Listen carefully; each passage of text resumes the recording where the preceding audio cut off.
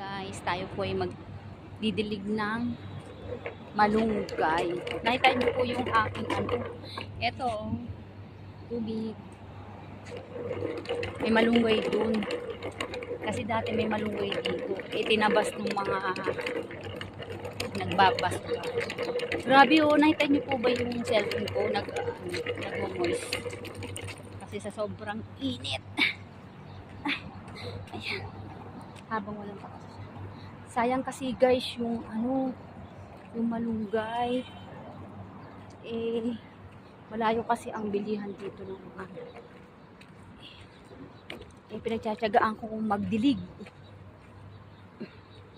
Ayan. Ayan guys yung malunggay. Pinagtsatsagaan ko siya magdilig. Kahit malayo. Ayan. Meron na siyang mga dahon-dahon. Ayan. Wag lang ulit puputulin. Ayan na guys. Kailangan niyang mabuhay kasi meron siyang mga ano yun. Meron na siyang mga dahon-dahon, no? Oh. Yung hindi ko ito dinidiligan, wala siyang dahon. Pinagtiyagaan ko lang talaga guys na lagyan anuhan siya. Tawag dito.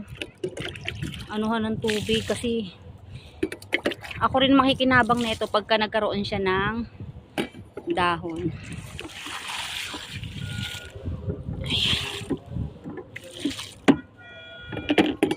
Ayan. Tara, balik na tayo sa shop. Tara, samahan mo ako sa labas.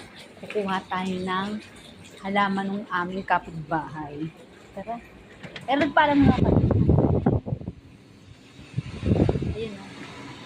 Ayun yung halaman niya. Ang init, sobra. Tara guys. Ito po ang kanyang halaman. Ito na guys, ang ating kamoting baging. Ayan. Nahuli tayo ni Idris. Hindi, joke. Pero nagpaalam naman ako kanina. Ayan guys. Ayan, manguha tayo ng halaman niya.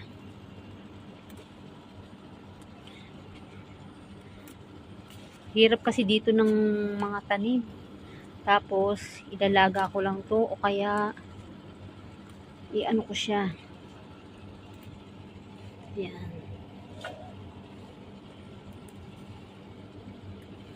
Igisa ko ulit sa sardinas. Pinapakuha niya na sa akin kasi kumuha na rin siya ng isang araw. Maganda to yung pagka tinatanggalan siya ng ano kasi dumadami yung dahon niya ulit. Ayan. Ganyan. Ayan.